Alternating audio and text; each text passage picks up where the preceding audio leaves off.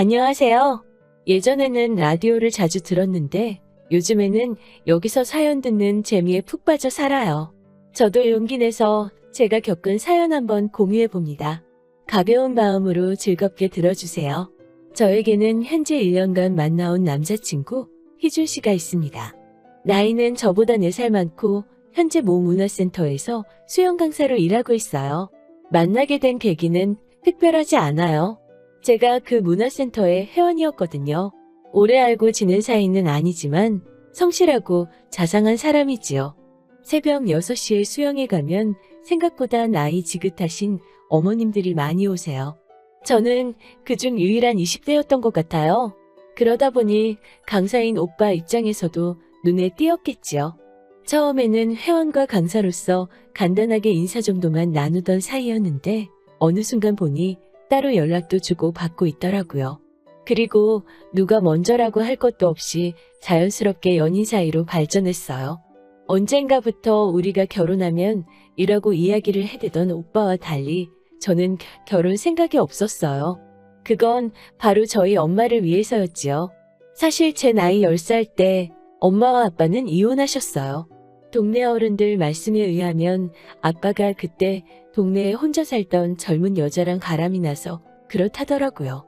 그 이후로 아빠는 지금까지 소식 한 번 없으시고 양육비 한 번 보내주신 적도 없으세요. 게다가 아빠가 떠나신 직후 당시 엄마는 저를 데리고 반지하 월세방에서 생활하시고 계셨는데 엎친 데 덮친 격으로 집주인이 보증금을 올려달라고 했다나 봐요. 결국 올려줄 돈이 없었던 엄마는 저를 데리고 살던 집에서 쫓겨나듯 나와야만 했고 그 이후로 저를 데리고 숙식이 되는 식당에서 지내게 되셨지요. 아무튼 이렇게 짧게 줄여서 이야기했지만 얼마나 많은 서름과 힘든 일을 겪어오셨는지 모릅니다. 그때부터 지금까지 엄마는 아파도 병원 한번 제대로 못 가시고 여태껏 힘들게 저를 위해 살아오셨어요. 그리고 저도 그에 보답하고자 죽기 살기로 공부해서 여기까지 왔네요. 여담이지만 치과는 정말 돈이 없으면 못 가는 거나 마찬가지더라고요. 그걸 깨달았을 때 무조건 치대를 가겠다고 마음먹었어요. 그래서 나중에 제가 치과를 개원하면 꼭 문턱이 낮아서 누구나 드나들 수 있는 치과를 차려야겠다는 다짐을 했지요. 그렇지만 막상 치대를 졸업하니 이제 개원하는 게 일이더라고요. 페이닥터도 생각했지만 그러면 또 너무 일에만 매달려 살아야 하는데 더 이상 그렇게 살고 싶지는 않더라고요. 하지만 다른 친구들처럼 집이 부유해서 혼자 병원을 차릴 형편도 아니었고요. 게다가 요즘 치과가 워낙 많다 보니까 시설이나 환경을 갖춰놓고 시작하지 않으면 안 될 것 같더라고요. 이리저리 궁리하고 고민한 끝에 동기 2명과 동업하는 형태로 치과를 개원하기로 했어요. 다행스럽게도 저희 엄마도 의사 실력도 중요하지만 사람들이 아무래도 겉모습도 많이 보지 않냐면서 외양과 설비가 어느 정도 받쳐줘야 한다는 점에 동의하시고 이해해 주셨기 때문에 노후자금 탈탈 털어서 개원에 보태주셨지요. 사실 대학 졸업하면서 다시는 엄마한테 부담 주지 않겠다고 스스로 몇 번이고 결심을 했는데 또 이렇게 도움을 받게 되니 얼마나 죄송스럽고 면목이 없었는지 몰라요. 그래서 제가 그 돈 받으면서 제가 엄마한테 약속을 드렸어요. 앞으로 한 달에 얼마를 벌건 제가 무조건 절반을 드리겠다고요. 그 이야기 하자마자 엄마는 펄쩍 뛰시면서 그럴 필요 없다고 절대로 그러지 말라고 하셨는데 저도 한 고집 하거든요. 제가 일단 엄마 돈 다 갚을 때까지는 그렇게 하고 다 갚고 나더라도 한 달에 얼마씩 꼭 드리겠다고요. 이자라 생각하시고 그냥 받으시라 했어요. 엄마 좋으라고 그러는 게 아니고 제 마음 편하려고 그러는 거니까 그렇게 하시라고요. 할 수만 있다면 이제부터는 돈으로 엄마를 풍족하게 해드리고 싶더라고요. 그동안 못하고 사신 거 지금부터라도 조금씩 누리시면서 사실 수 있게 말이지요. 그래서 오빠가 결혼하자고 했을 때 솔직히 많이 당황스러웠지요. 무작정 결혼하기 싫다고 말하면 오빠가 행여나 이상한 오해할까 싶어 솔직하게 털어놓았어요. 오빠도 내 사정 알다시피 이제 막 병원을 개업했고 엄마한테 돈도 갚아야 한다고요. 그리고 당분간은 엄마랑 시간을 보냈는데 집중하고 싶다고요. 오빠도 제가 수입의 일정 부분을 엄마한테 드리는 건 알고 있었지만 그게 반이었는지는 몰랐어요. 그래서인지 제가 액수를 이야기했을 때 깜짝 놀라더군요. 하지만 남자친구도 이내 그럴 수밖에 없는 제 이유에 수긍하곤 자기가 더 잘하겠다며 좋게 좋게 이야기가 끝났어요. 그런데 다음 날 남자친구가 점심이나 같이 하자며 병원을 찾아왔어요. 다행히 예약 환자가 없어서 남자친구와 여유 있게 식사를 할 수 있었어요. 남자친구는 주저하더니 조심스레 다시 결혼 이야기를 꺼내더라고요. 저는 그날 이야기가 어느 정도 끝났다고 생각했는데 말이지요. 제가 다시 한번 결혼은 천천히 했으면 좋겠다고 이야기하니까 남자친구가 엄마한테 돈 드리는 거랑 결혼이랑 무슨 상관이냐고 묻더라고요. 저는 당장은 엄마와 병원 두 가지에만 신경 쓰기에도 벅차다고 이야기했어요. 오빠랑 만나는 것도 물론 중요한 일이지만 연애는 어느 정도 조절이 가능하지 않냐? 하지만 결혼은 조절이라는 게 안 되는 거 아니냐고요.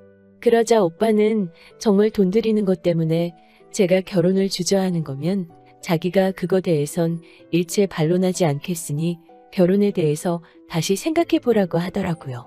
오빠는 하루빨리 저와 결혼해서 알콩달콩 살고 싶다고 말이지요. 그래서 저는 내친 김에 저는 결혼해서 엄마를 모시고 살고 싶다고 말했어요. 모시고 사는 게 어려우면 혼자가 되는 엄마의 주변에다가 집을 얻고 싶다고요. 그러자 오빠의 표정이 좀 굳어지더라고요. 오빠도 내심 오빠 부모님 모시고 살고 싶었나 봐요. 저도 물론 그 마음 이해는 하지만 제 코가 석자인 사정인지라 혼자 사시는 엄마 두고 양쪽 다 계신 오빠 부모님 모시고는 못 살 것 같다고 솔직히 말했어요. 그러자 오빠가 한다는 말이 자기가 부모님을 모시지 않으면 집은 어떻게 하냐고 묻더라고요. 저는 솔직히 이게 무슨 말인지 처음에 이해가 잘 안 되더라고요. 그런데 다시 들어보니 오빠 말인즉슨 오빠가 부모님을 모시지 않으면 유산을 한 푼도 주지 않겠다고 하셨대요. 그리고 오빠는 지금 모아둔 돈이 별로 없다고 하더라고요. 사실 오빠는 제가 알기로 월 250 정도 벌고 있는데 씀씀이가 아주 커요. 외제차를 리스로 몰고 신발은 카드 할부로 명품 사는 걸 주저하지 않아요. 제가 한 번은 그 점에 대해서 잔소리 아닌 잔소리를 했더니 이 정도도 안 하면 고객들이 자기에 대해서 신뢰감을 느끼지 못한다고 하더라고요. 남자친구는 본인 직업에 대한 프라이드가 굉장히 강한 사람이었고 무엇보다 오빠가 오빠 돈을 쓰는 거니까 제가 더 이상 뭐라고 할 권리는 없으니까요. 그런데 이제 와서 모아둔 돈이 없다고 하니 좀 답답하긴 하더라고요. 모아둔 돈도 하나도 없으면서 결혼하자고 하는 오빠가 이해가 잘 안 되더라고요. 근데 뭐 저 역시 오빠 부모님, 그러니까 시부모님을 모시고 살 생각도 없으면서 도움받는 것도 말이 안 되는 것 같아서 그럼 일단 월세로 오피스텔 하나 구해서 거기서 시작하자고 했지요. 오빠는 그래도 주변 사람들 보는 눈도 있는데 어떻게 오피스텔에서 시작을 하냐고 묻더라고요. 내심 제가 대출받기를 원하는 것 같았지만 저는 그럴 필요를 느끼지 못했기 때문에 못 알아들은 척했어요. 저는 그리고 결혼 비용은 반반 부담하자고 말했어요. 최대한 검소하게 하자고요. 그러자 오빠가 한다는 말이 주변 사람들이 자기 여자친구가 치과 의사라는 거 다 아는데 어떻게 그러냐고 묻더군요. 사실 여기서부터 뭔가 이상하다는 생각이 들었어요. 아무튼 말 나온 김에 결혼에 대해서 이런저런 이야기가 오가기 시작했지요. 이야기가 생각보다 길어질 것 같아서 일단 병원에 전화해 오늘 못 들어갈 것 같다고 양해를 구하고 본격적으로 이야기를 나눴습니다. 오빠는 그럼 자기가 결혼해서 자기 부모님 모시고 사는 건 포기할 테니 대신 장남으로서 용돈 좀 많이 드리고 싶다고 하더라고요. 한 달에 150만 원씩 드리고 싶다고 하기에 그럼 그렇게 하자고 제가 말했어요. 그러면서 제가 그럼 한 달에 300씩 양가 용돈으로 나가니까 우리 둘 다 열심히 벌어야겠다고 말하자 오빠는 왜 300이냐고 되묻더라고요. 왜 친정에다가도 150을 또 드리냐고 묻는 오빠한테 저는 어이가 없어서 그럼 오빠 부모님한테만 용돈 드리냐고 물었지요. 사실 오빠 반응에 제가 순간 좀 발끈했어요. 그걸 눈치를 챈 건지 못 챈 건지 오빠는 아니 너가 버는 월급의 절반을 장모님한테 드릴 예정이라면서 용돈까지 굳이 드려야 하는 거냐고 묻더라고요. 황당하기도 하고 짜증도 났지만 다시 한번 천천히 자세히 설명해 주었어요. 내가 드리는 월급의 절반은 엄마한테 빌린 돈을 상환하는 거고 그렇기 때문에 그건 그냥 처음부터 엄마 돈이라고 용돈이 아니라고요. 그렇기 때문에 용돈은 따로 드려야 한다고요. 그러자 오빠가 한다는 말이 어차피 월급의 절반을 드리면 혼자서 쓰기 넉넉하실 텐데 아파트 한 채 없이 시작하는 신혼부부가 그렇게까지 챙겨드려야 하냐고 묻더라고요. 그 말을 듣는데 제 가슴 한구석이 싸해지더라고요.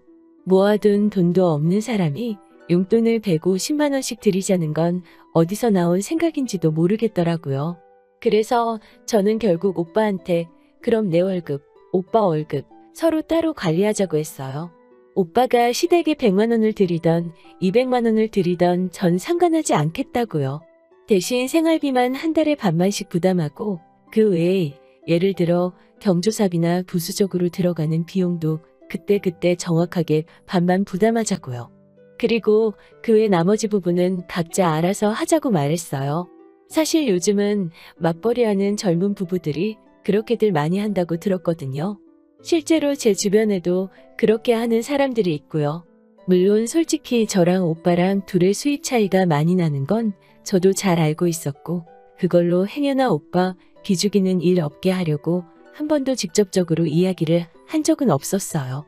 결혼을 하게 되더라도 어쩌면 내가 부담이 더 클 수도 있겠다는 사실을 몰랐던 것도 아니고요.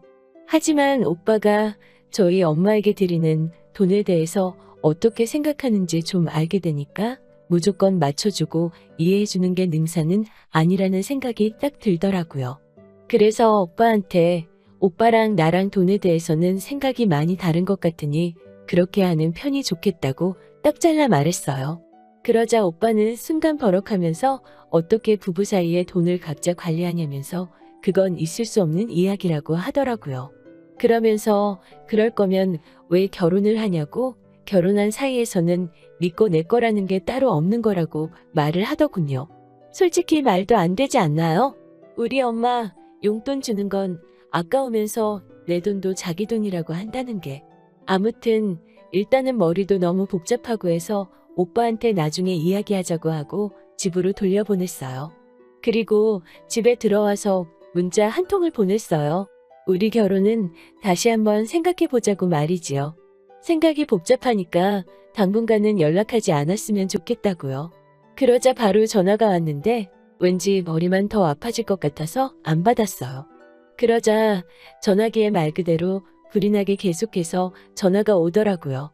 하나도 받지 않다가 전화기가 잠잠해졌을 무렵 다시 한번 문자를 보냈어요. 우리 엄마한테 용돈 줄 생각도 없는 남자랑 결혼할 이유가 없는 것 같다고요. 게다가 생각할수록 직장까지 불이 나게 쫓아와 내 시간 뺏고 돈 이야기만 하다 간 게 얄밉기도 하더라고요. 그러자 오빠가 집 앞으로 찾아와 자기가 정말 큰 실수를 했다며 생각이 짧았다며 한 번만 용서해달라고 하더라고요. 친정 어머니께도 똑같이 용돈 드리고 제가 하고 싶은 대로 하라고요.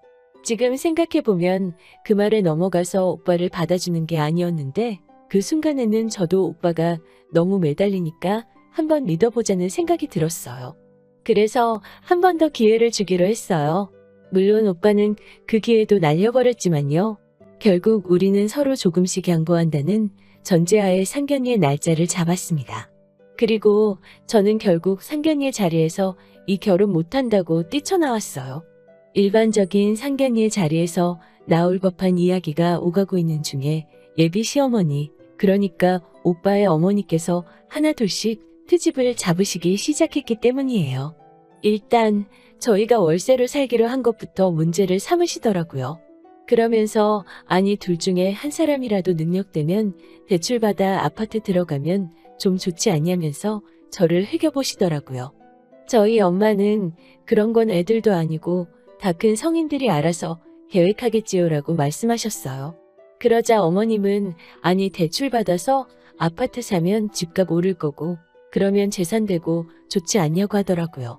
그래서 제가 깊은 한숨 끝에 그럼 제가 알아보겠다고 하자 하게 되면 명의는 오빠 명의로 하라고 하시는 거예요. 그래서 제가 대출을 받는데 왜 오빠 명의로 하나요라고 물었지요. 그러자 원래 큰 계약은 남자 이름으로 하는 거라고 하시는 거예요. 거기서부터 어이가 없었는데 한술 더 떠서는 집안 경조사 날짜, 재산 날짜 적힌 종이를 저에게 주시더라고요. 저는 나도 이제 가족이니까 알아두라고 주시는구나 생각하고 있었는데 갑자기 아무리 병원 일이 바빠도 거기 적힌 날짜는 잊지 말고 다 챙겨야 한다고 하시는 거예요. 그러더니 이제 예단 얘기가 나오자 난리도 아니더라고요. 지금도 어이가 없어서 헛 웃음이 나오는데 일단 예단으로 1억을 요구하더라고요. 정말 당황스럽더라고요. 막말로 오빠가 집을 해오는 것도 아니고 직장이 탄탄한 것도 아닌데 말이지요. 계속해서 하시는 말씀이 자기는 몇백짜리 밍크코트를 사주고 신우한테는 명품 가방 하나를 해주고 신우가 현재 살고 있는 집 부엌을 리모델링 해주고 침대를 바꿔주고 무슨 말도 안 되는 이야기들을 당연하다는 표정으로 요구하시더라고요. 결국 저희 엄마가 한마디 하시더라고요. 아들 가진 유세 들어만 봤지 이런 경우는 처음 봤다고 말이지요.